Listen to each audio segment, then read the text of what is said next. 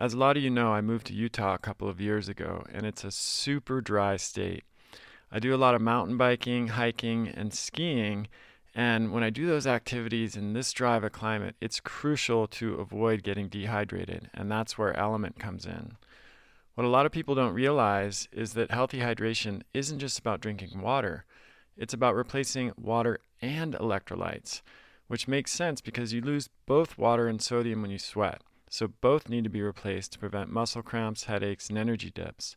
Unfortunately, the typical solutions on the market, Gatorade, other sports drinks, and low-quality electrolyte packs, are often loaded with sugar and a lot of artificial colors and flavors. This is why I've become a huge fan of Element.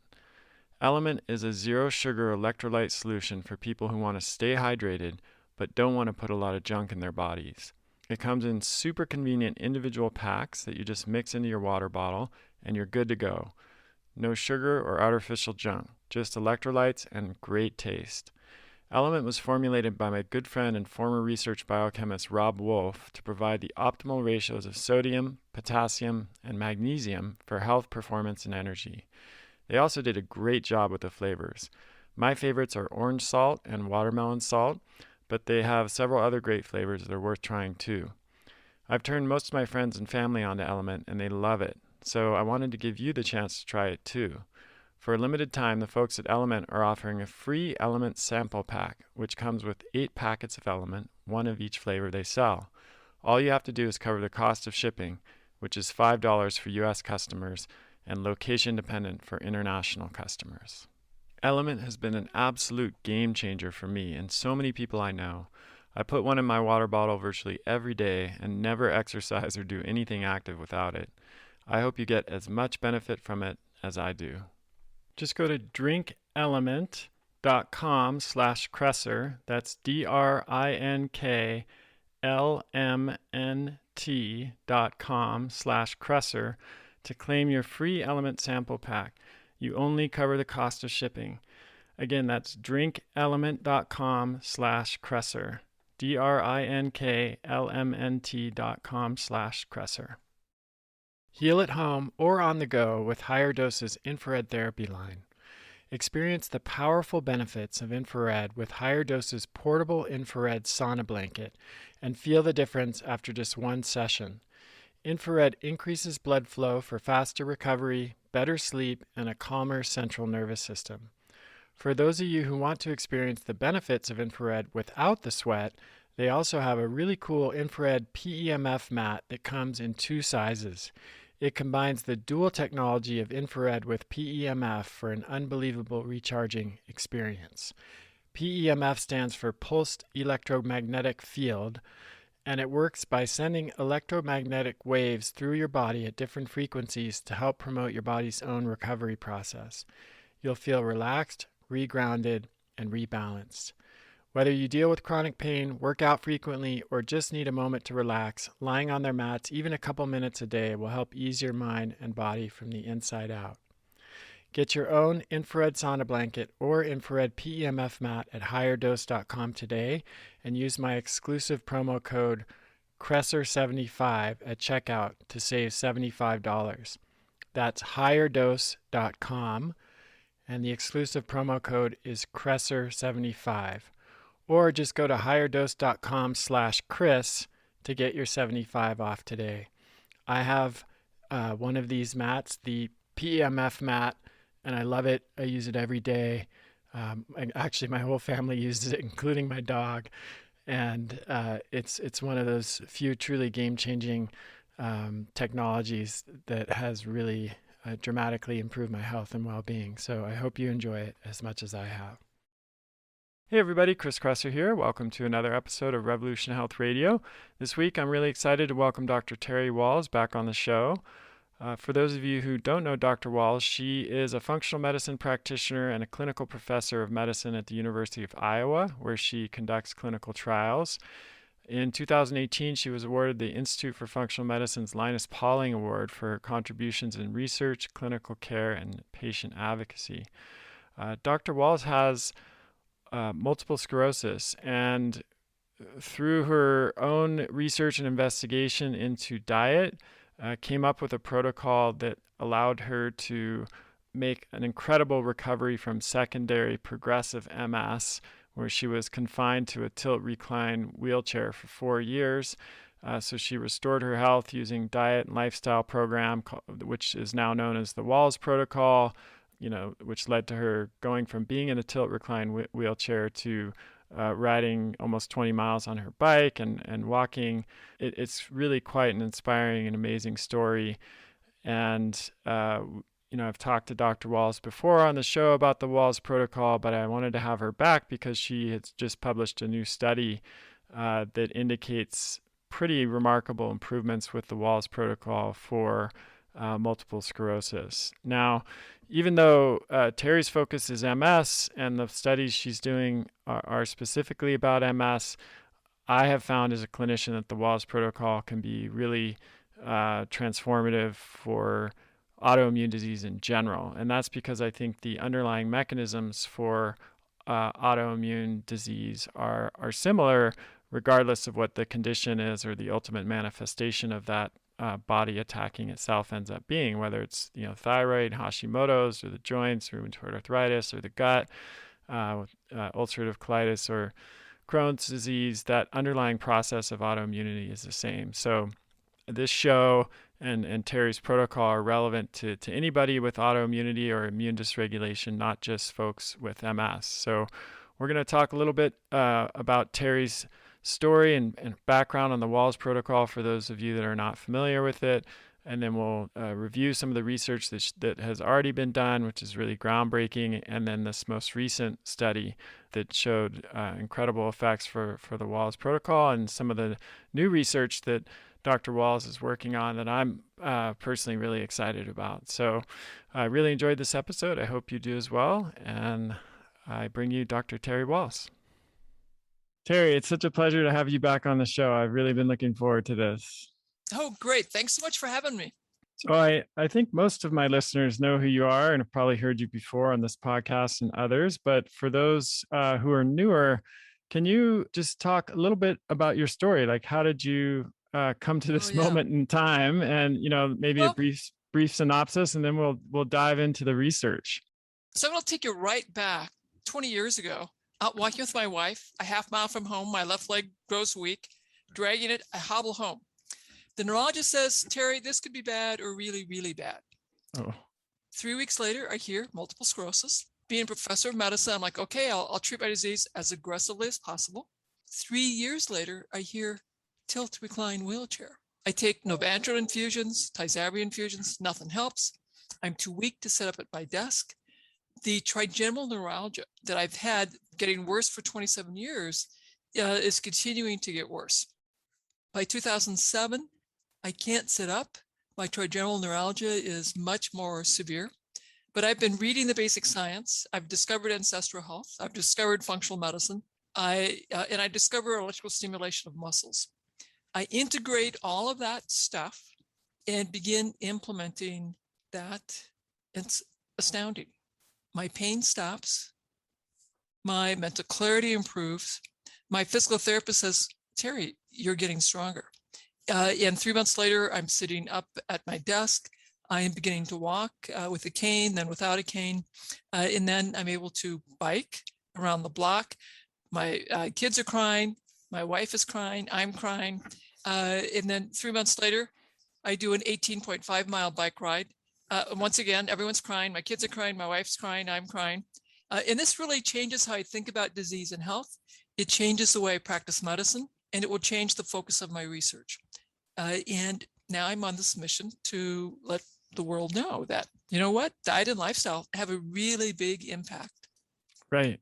It's an inspiring story. And of course, I've heard it before, but every time I hear it, I still get chills, because it really flies in the face of what the conventional idea is behind multiple sclerosis and other autoimmune diseases, which basically it's kind of a life sentence, and there's nothing much you can do other than take medications and experience a progressive decline in function over time. The best, we have drugs that are really good at turning off inflammation. So we're slowing down the time from new diagnosis to secondary progressive when you're in the wheelchair and things are relentlessly downhill. So instead of being about a 10-year decline, now it's a 15 to 20-year decline. But the brain atrophy is still occurring, disability is still occurring, fatigue is still very, very difficult to treat. And now we're finally admitting cognitive decline is very common. And so people are having to exit the workforce because of fatigue and cognitive decline. So in this process, you created your own protocol, which is what led to this incredible improvement, which is now known as the Wahls Protocol. So can you give us an overview of that, since, of course, this is what the research has been based on? So, during my own recovery, I had discovered the paleo diet about 2003. And what that had done, it slowed my decline, but didn't reverse it. And I was really focused on what to remove: all grain, all dairy, all legumes. But it wasn't until I started focusing on what to add, when I had this long list of micronutrients that my research said were really important to the brain, that functional medicine said were really important to the brain. And then I said, well, where are they in the food supply? And that took some more research. And when I first started, Chris, I just had these long lists of foods that I knew I needed to be eating. But once I started teaching people, I couldn't just give them a list. I needed to think about how to organize this stuff into quick, easy to learn, digestible lessons. And that's where I came up with focusing more on what to eat. So 3 cups of green leafy vegetables, kale, spinach, chard, 3 cups of the cabbage, onion, mushroom family vegetables, and 3 cups of deeply pigmented things like beets, carrots, berries. Protein. And while I do have an option for vegetarian and vegans who are committed to that for their spiritual beliefs, my preference is that people eat meat, fish, and that they also eat liver and heart and organ meats. And I also like to see them have some seaweed, some fermented vegetables as well. Mm-hmm. So you've got some 2 books about this, the Wahls Protocol, which introduced this protocol and provides the basis for it, and then the Wahls Protocol, Cooking for Life. So today we're going to talk a little bit more about the research side. So for folks who need, the basics and the details about how to get started with this, I would just refer you to those 2 excellent books. I want to talk about the research you've done so far, maybe just kind of, again, a brief update there, like what's already been done, and then the new study that we're excited about. So the sequence is, first we had the case report, which was basically my story. Then we had a case series. Then we did what's called a safety and feasibility study. So small single-arm study with other people with secondary and primary progressive MS, who we asked them to do everything that I did: diet, some targeted supplements, meditation, exercise, electrical stimulation of muscles. I want to see, could they do this complicated regimen, and what was the effect? And so people could do it. We radically changed their diets. They added the meditation, the exercise, and the e-stim. And they had a remarkable improvement in quality of life, reduction in fatigue, improvement in mood, and improvement in verbal and nonverbal reasoning. And half of these folks, Chris, had improvement, clinically meaningful improvement in walking, which is astounding, because with progressive MS, by the time you're needing, a cane walker, we expect a 10 to 20% decline every year. So as a group, we held them flat. So that's astounding. If you hold progressive MS folks flat, that's huge, because right now people are paying about $90,000 a year for medications to try and be held flat, that we did with diet and lifestyle. Right. So a question for just for the listeners' clarity, was that comparing against standard care, or and were the people in the study taking any medications? So, how did you approach that? So this is in 2010. There really were no approved drug treatments for secondary or primary progressive MS. So some people were on drugs that they had been on when they had relapsing remitting MS and continued, even though It was not FDA approved. And we asked people to stay on their drugs, make no changes. I do note that many of the folks who had improvements stopped their drugs, although we told them, please don't stop their drugs. Right. They did. They did because they're feeling so much better. Yeah. And it's a single arm study, so we're just comparing them to baseline. Right. Then Right. the next two studies were small pilot randomized controlled studies, and these were waitlist design. So you come in, and now we're doing just a small diet study because now we're getting some money, and people want to have simpler studies. So it was a diet only study, and you got in. We randomized. We did all these assessments of walking, thinking, fatigue, quality of life, and then we randomize you to either get the intervention or to wait 12 weeks and then get the intervention. And again, we saw that people would make big changes in their diet and lifestyle. Fatigue would go down, quality of life would go up, hand coordination improved, and walking for 25 feet didn't really change because these people aren't as impaired. Walking for 6 minutes improves slightly, although not clinically significant, but it's a very brief duration. And then we now had more pilot data, and that's when we were able to get the funding from the MS Society to do the study that we just completed and published. And one of the things that we observed, Chris, is when you do a randomized controlled trial for diet, people who are randomized to the diet arm often drop out. Because if you've decided you want to do a diet study, you know you want to do the intervention arm.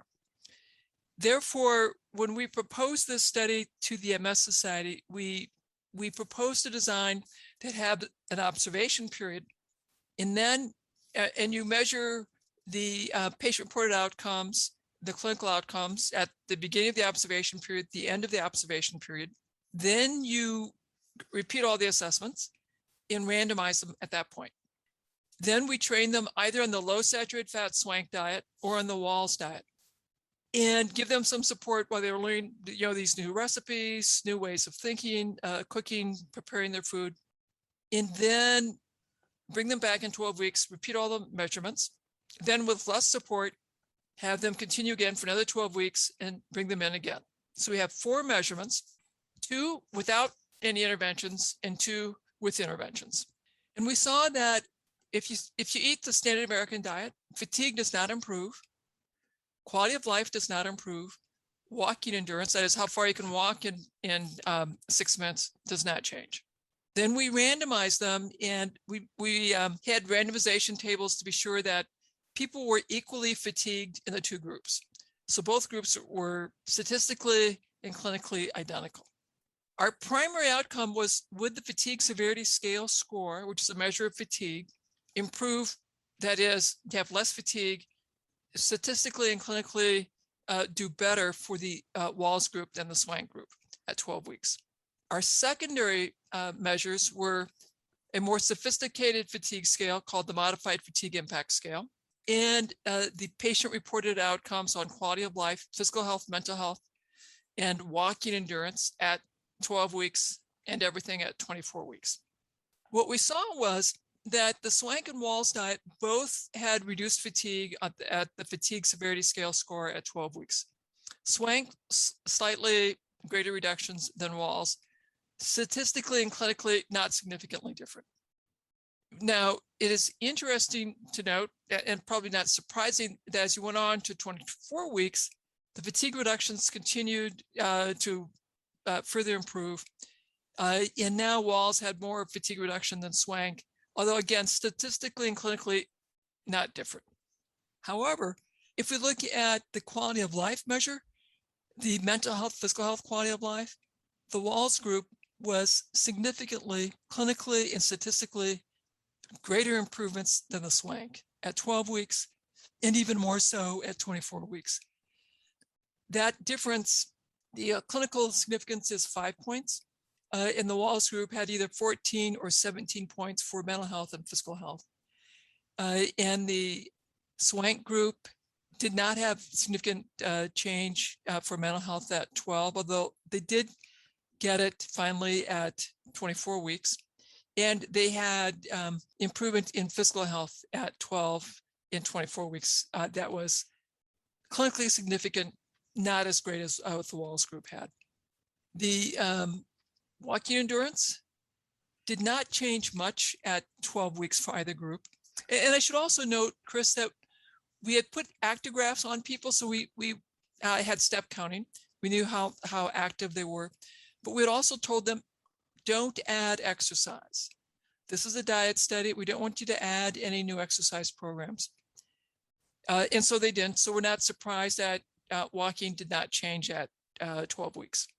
It was interesting to see at 24 weeks, walking did improve for the Wahls group, and it was clinically and statistically significant improvements at 24 weeks. And it had a p-value of 0.08, so it didn't quite hit a p-value of 0.05 for a difference between Wahls and Swank, but it was getting close.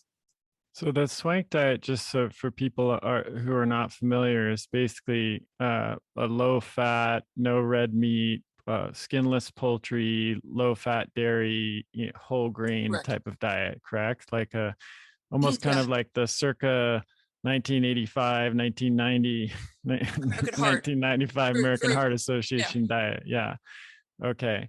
So I want to make a couple more comments. So please. We improved the Swank diet by doing the swank.org diet, which had been influenced by my work.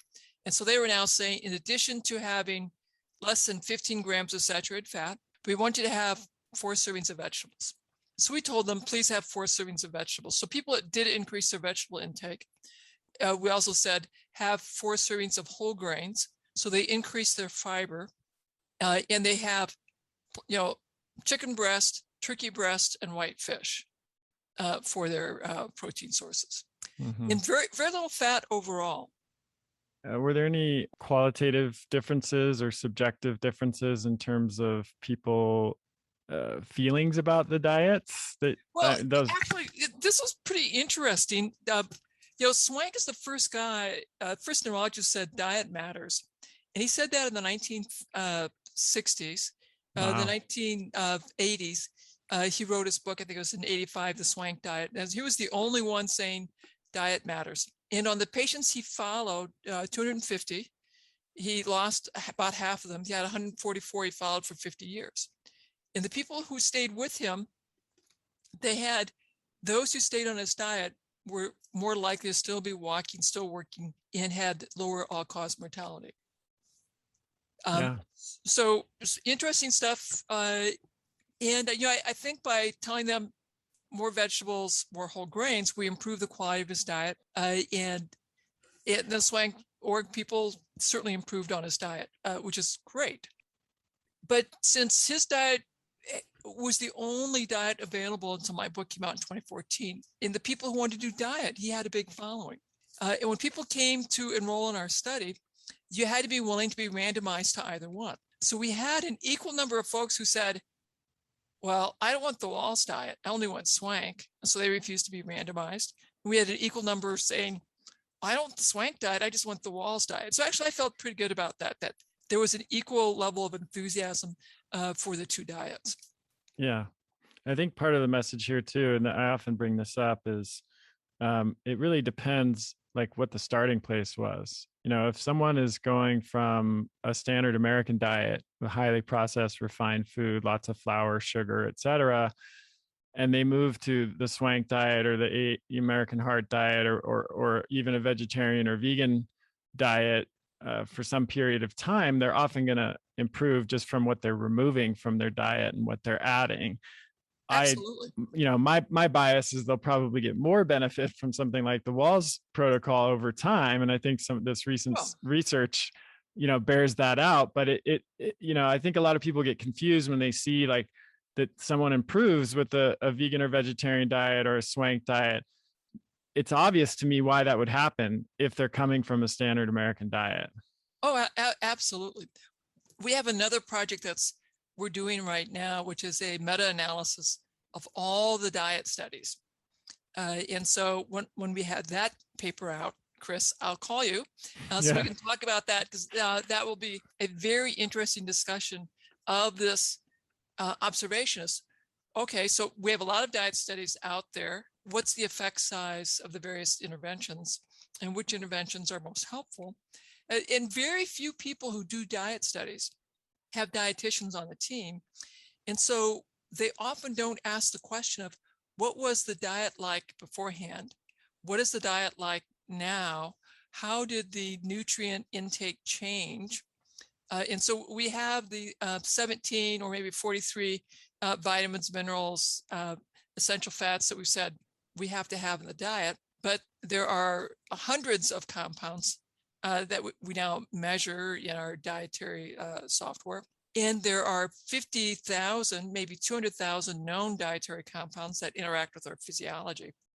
So if you're going to do a dietary study, in addition to analyzing the clinical outcomes, I think you ought to also be analyzing the food. How did the food change?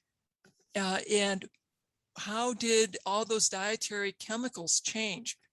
The 17 where we have RDAs, the 43 that we've identified as important, and the hundreds that we have in our database. How did that change? And how does that correlate with changes in our physiology? And I'll let you know when I have those papers out, because we'll be analyzing that data as well. Yeah, that's fascinating. So, I mean, one of the challenges it seems to me that there has been with that is just quantifying all of that. So, are you talking about measuring food and food intake, or are you talking about measuring the impact of food, like on serum markers of nutrient status or metabolomics, or some of the newer technologies that are available?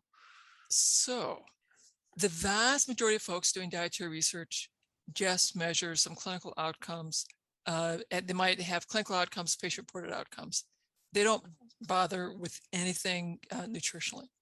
We've analyzed, we had people keep track of what they ate, do weighed food records. So we analyze that data in the nutrition data software.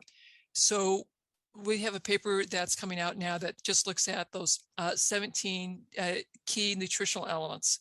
So we'll say it's safe, what are the dietary risks? And then we can go back and look at the database where we have hundreds of the dietary chemicals. And we can look at how does that change and what are the relationships between those chemicals and clinical outcomes. That'll be really interesting. And then the next thing that we have is a freezer full of frozen serum and frozen plasma. And so we're also writing grants so that we can analyze the metabolomic change. And we could analyze how that changed also, because we have a freezer full of, did I say the word poop? You can.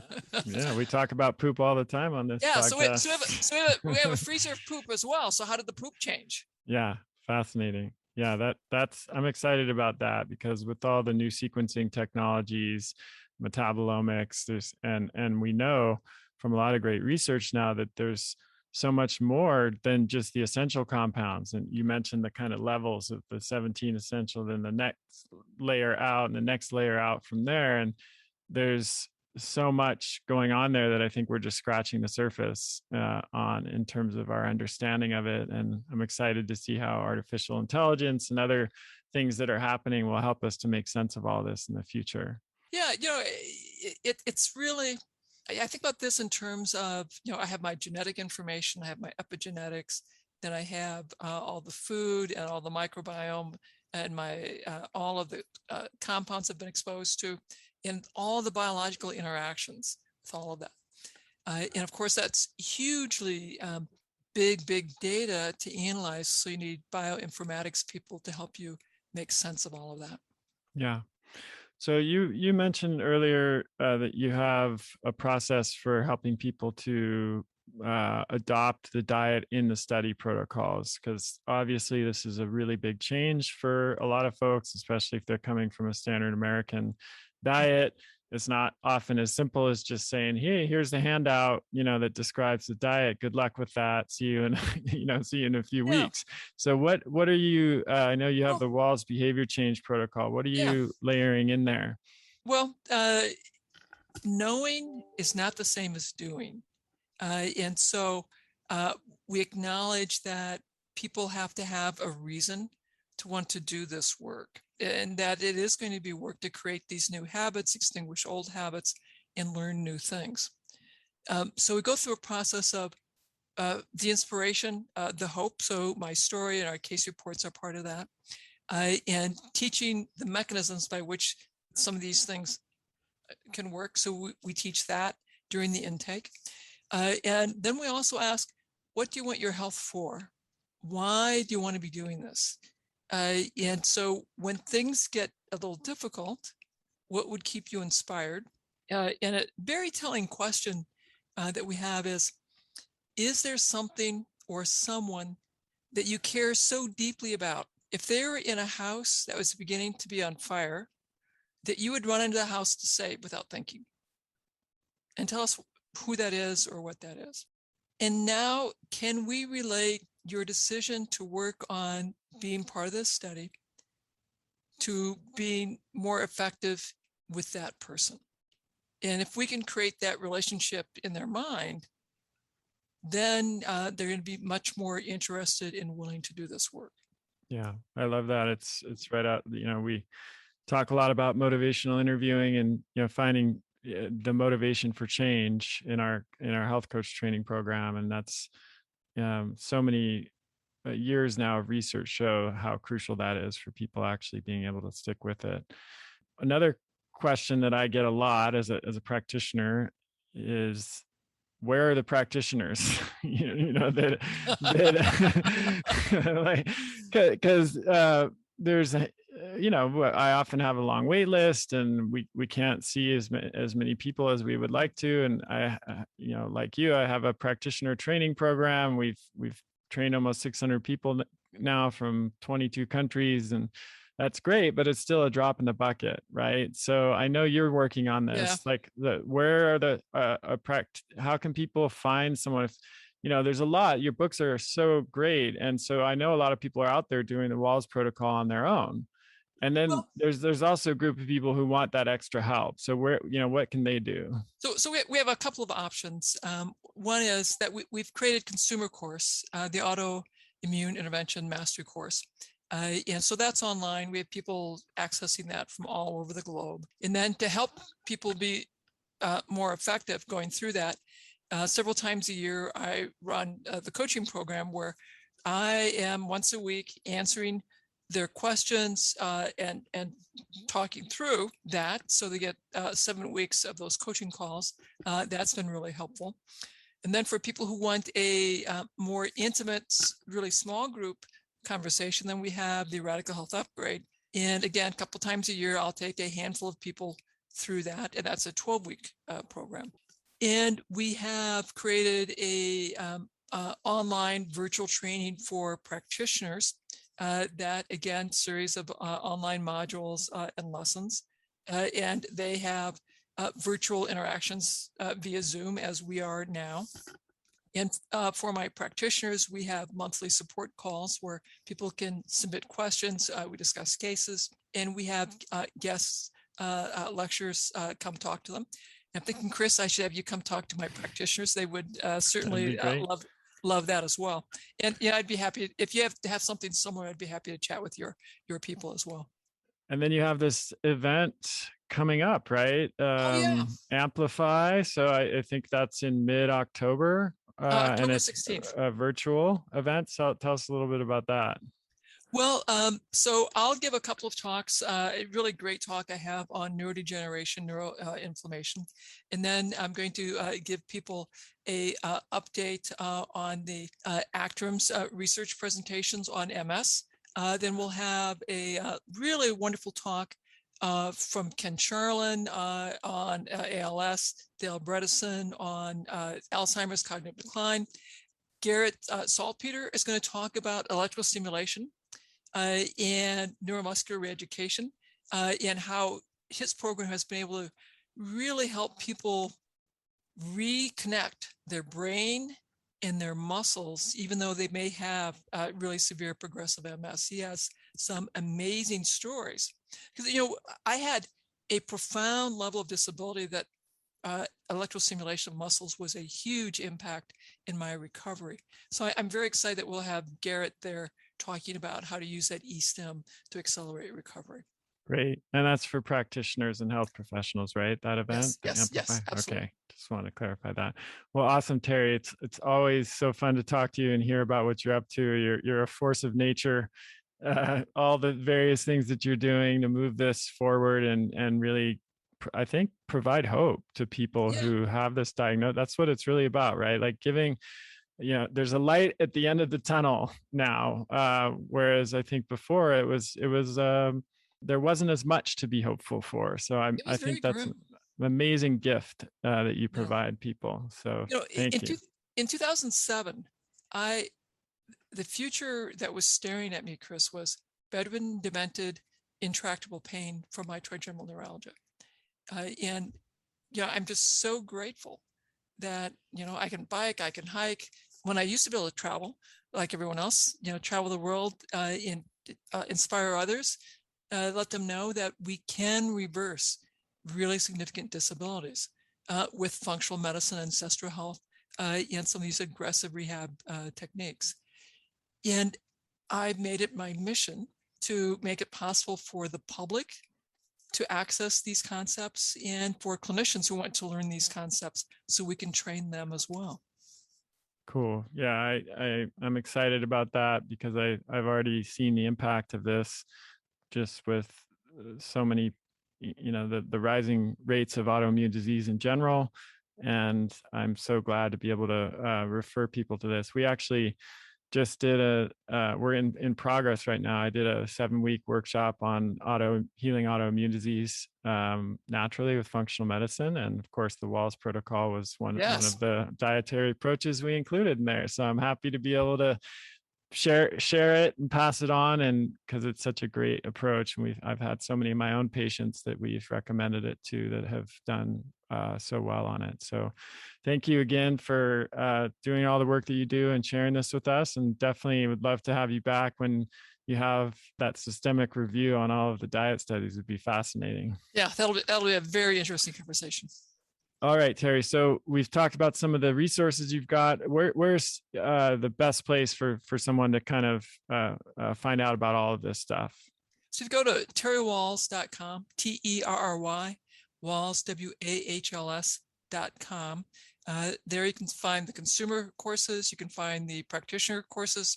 We'd love to support you in your healing journey.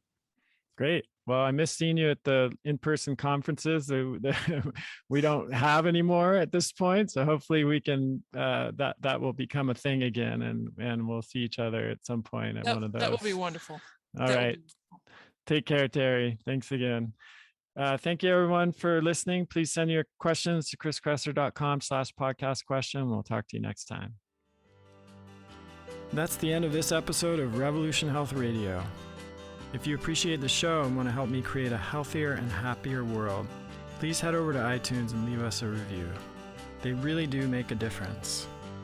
If you'd like to ask a question for me to answer on a future episode, you can do that at chriskresser.com/podcast question. You can also leave a suggestion for someone you'd like me to interview there. If you're on social media, you can follow me at twitter.com/chriskresser or facebook.com/chriskresserlac.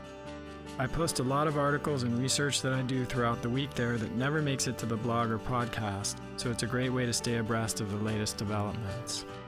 Thanks so much for listening. Talk to you next time.